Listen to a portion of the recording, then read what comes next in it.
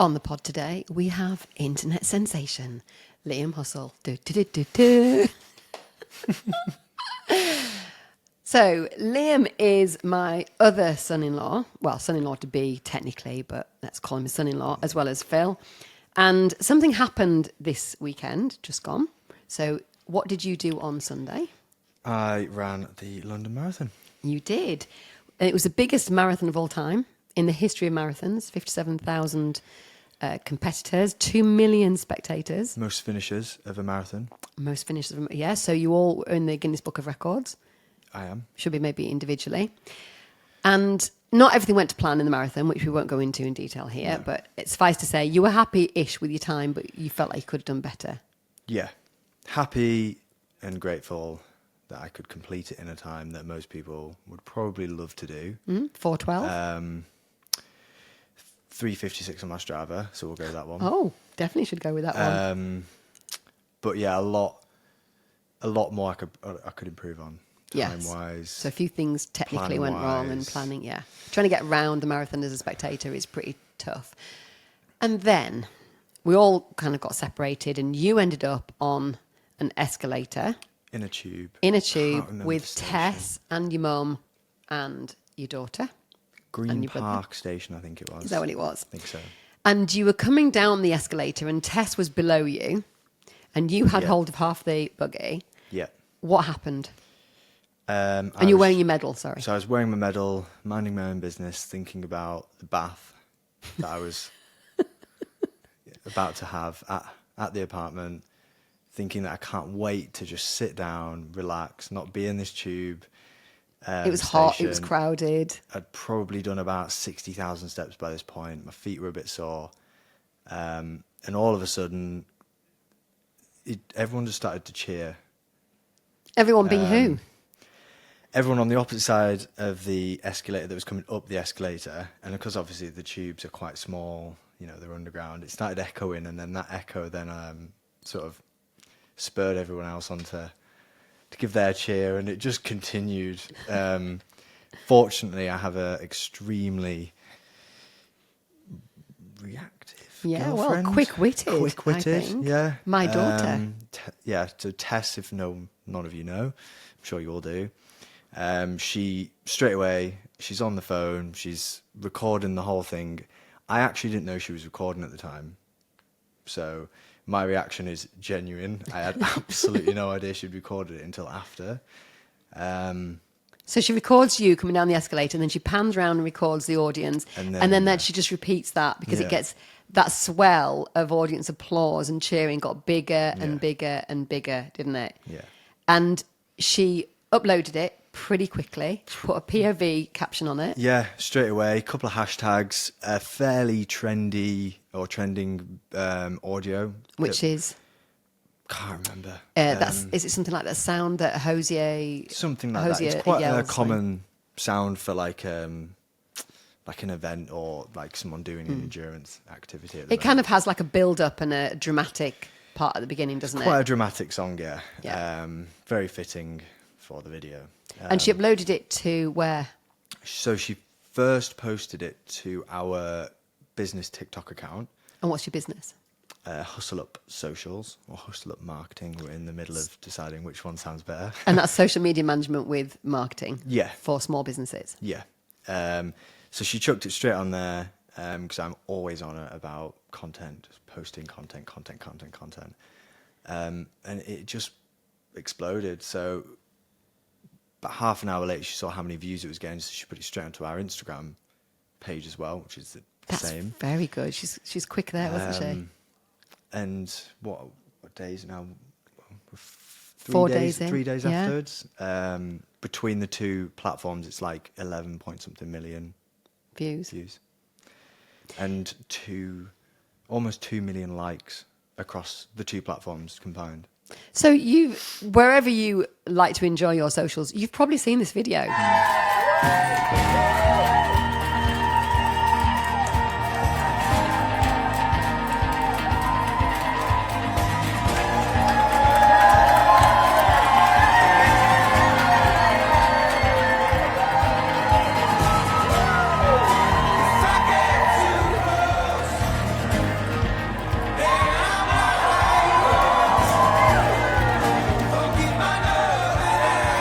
so many people have said to us, both of us, I've seen the video and didn't realise it was Liam.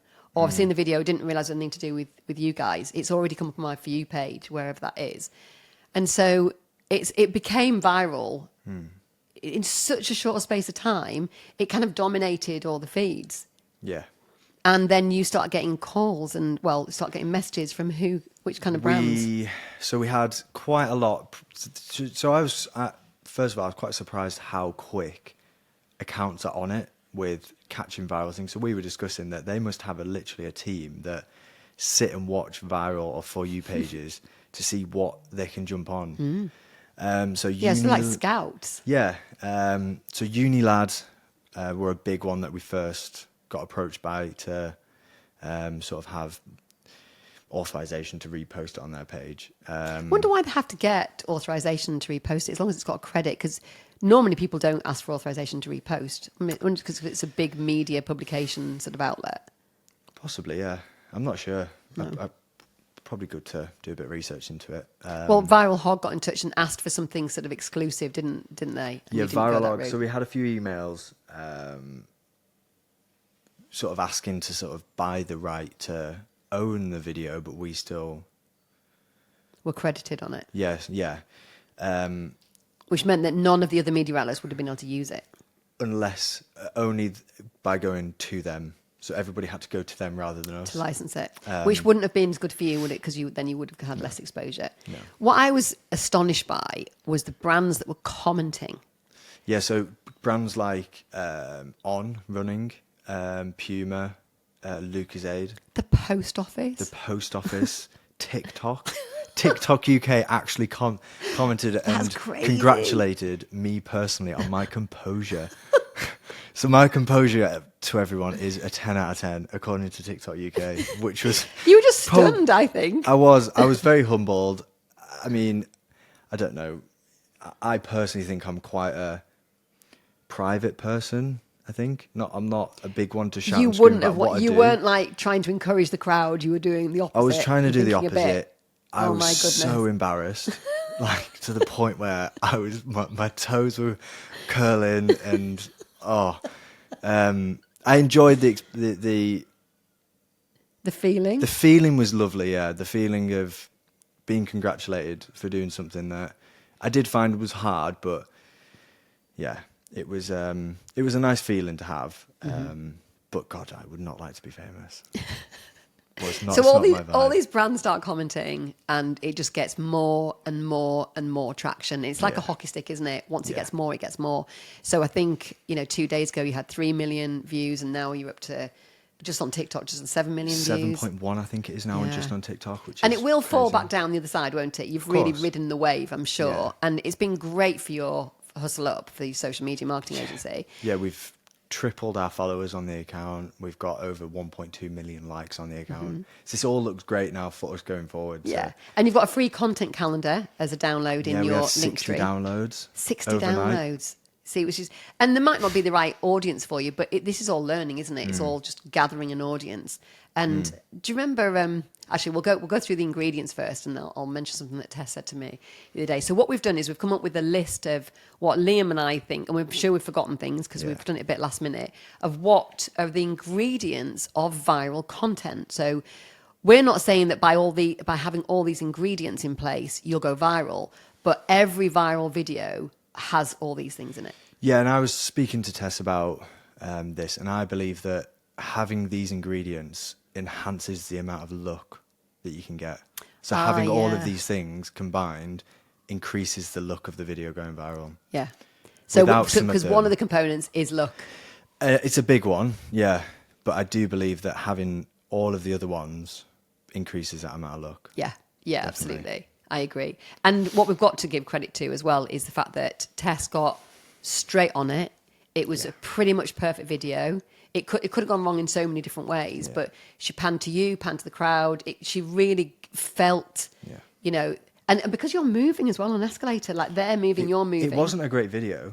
I thought it was a good video. No, but from a technical point of view, it's a terrible video. There's people walking in front of the camera. Yeah. But it makes it more real, doesn't it? What I mean is you could have missed off your head.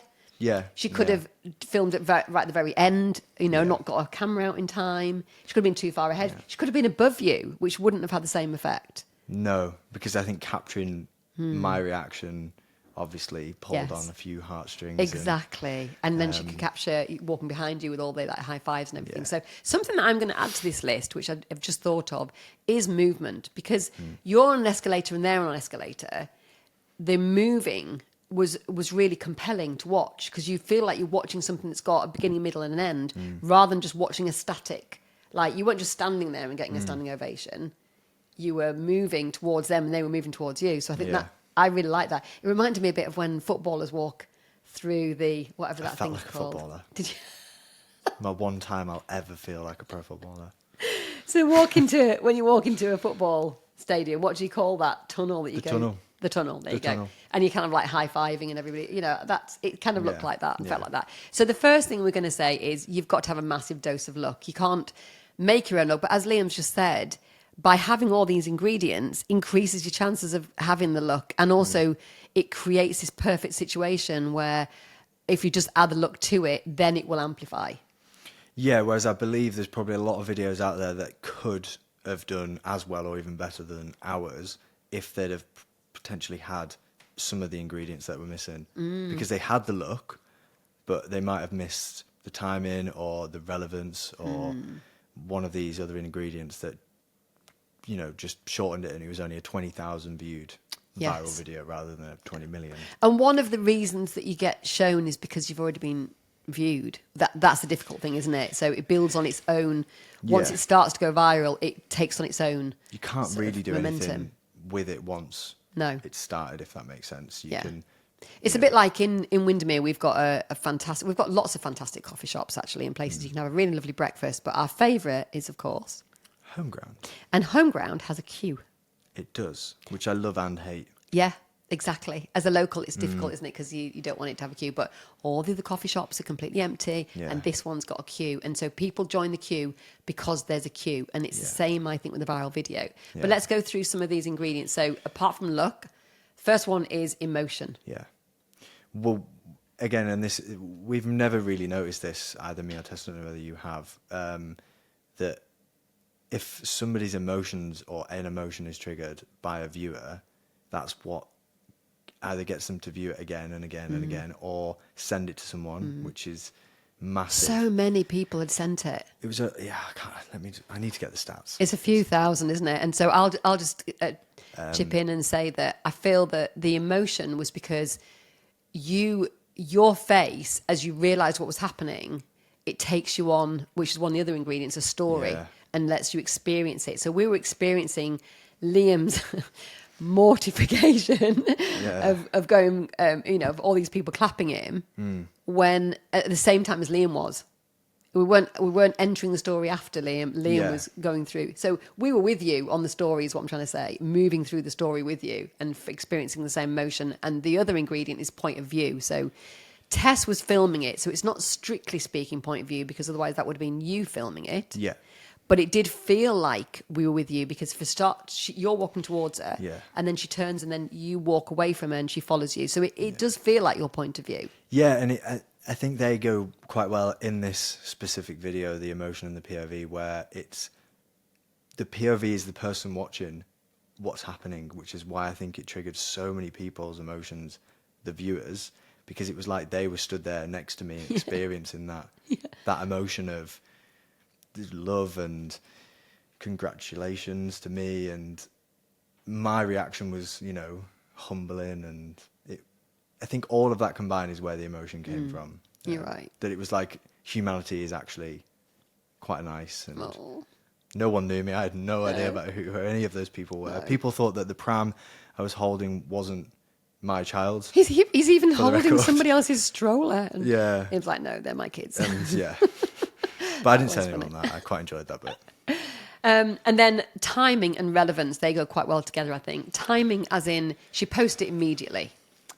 Yeah, and the relevance was it was marathon day. Yeah. It was So- literally so people were content still was- running while this was happening. Yeah, that's that's how true, yeah. that's how quick it was posted as there was still runners running the marathon that I'd finished.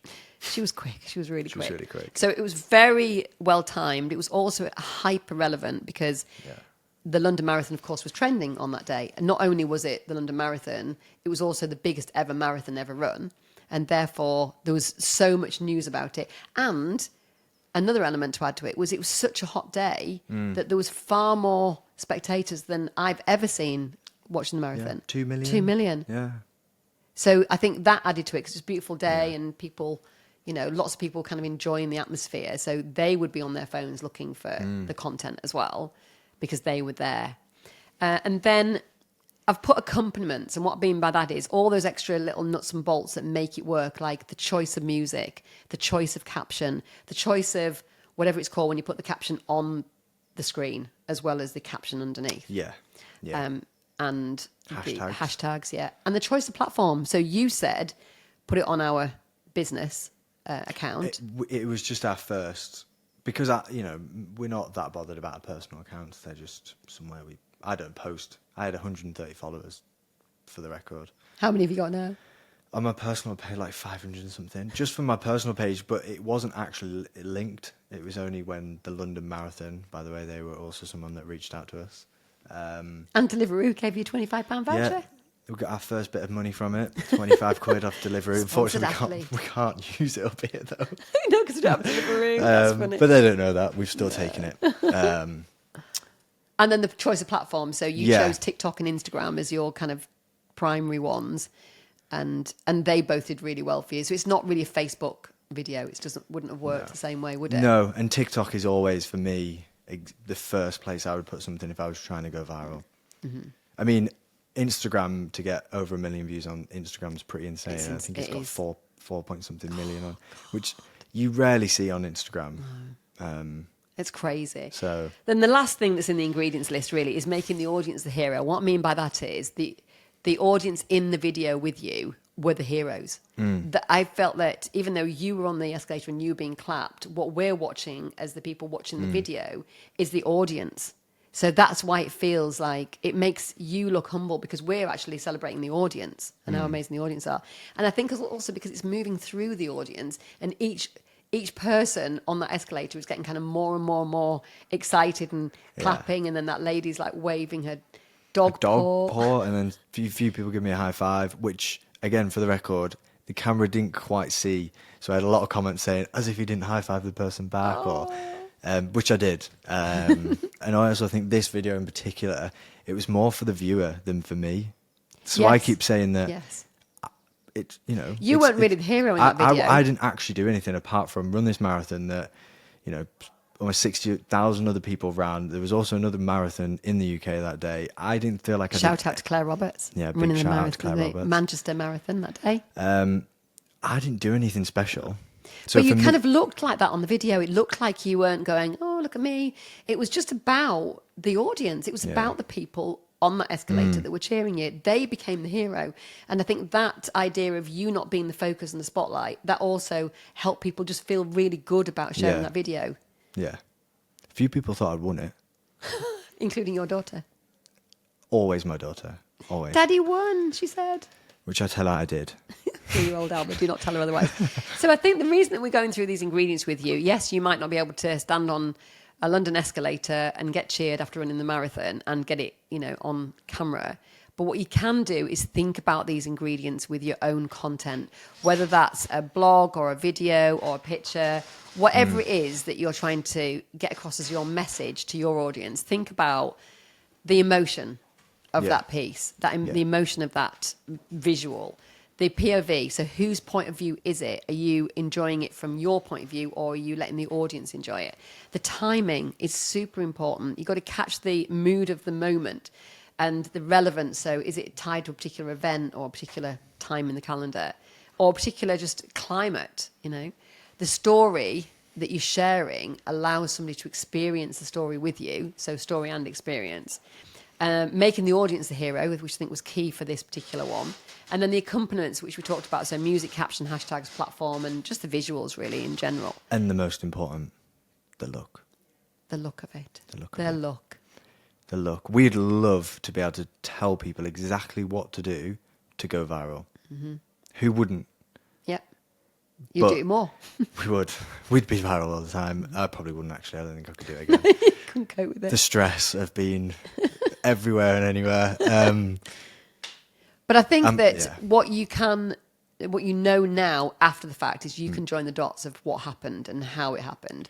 Yeah. It's very difficult to do that and purposefully send something viral.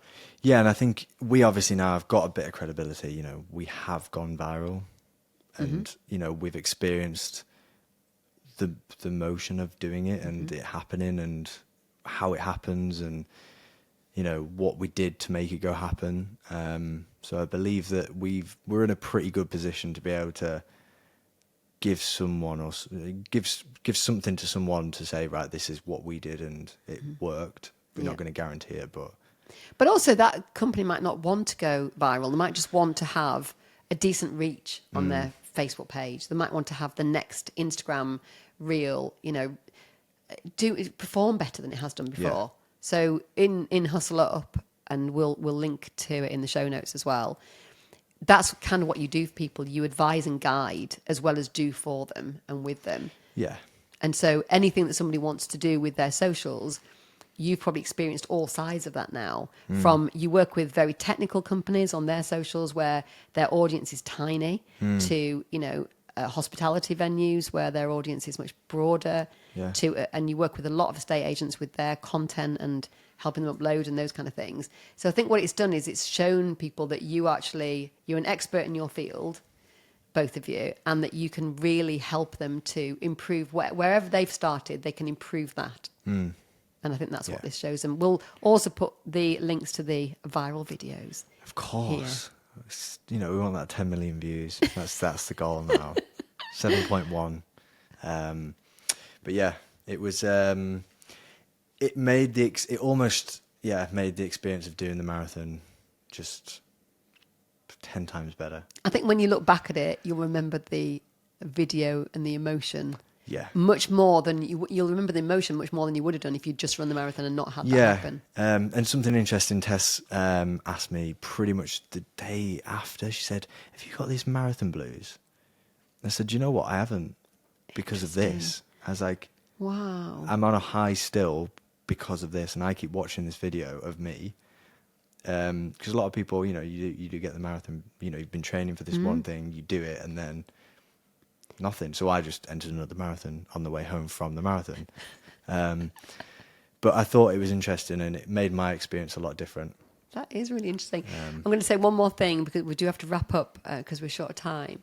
Yeah. What the one other thing was that I was talking to you and Tess about what businesses need to sell their stuff, to sell their services, their experiences, whatever it is, to get more customers and more clients. And we talked about a burger van. We said, okay, you've got a burger van. You can do anything you want with this burger van. What is the one thing that's going to change your fate and your financial future with this burger van? What's one thing that you can make sure you've got? And what was the answer? You put me on the spot. I have. And I'm very glad you've remembered everything I've ever told you. Yep. So the answer is a hungry crowd. That's exactly what I was about to say. And that is what you had. You had a hungry We did. crowd. You had people that were hungry for the content and hungry for that emotional content. Yeah. That's exactly what you delivered. So congratulations, Liam. Thanks. On both counts, congratulations on your marathon and congratulations on an amazing, amazing video that I, as your mother-in-law, just watch on repeat. And probably most of those millions of views. Yeah, and my own mother. So between the two of you, Yeah. probably got about half the Well views. done, Yvette. High five.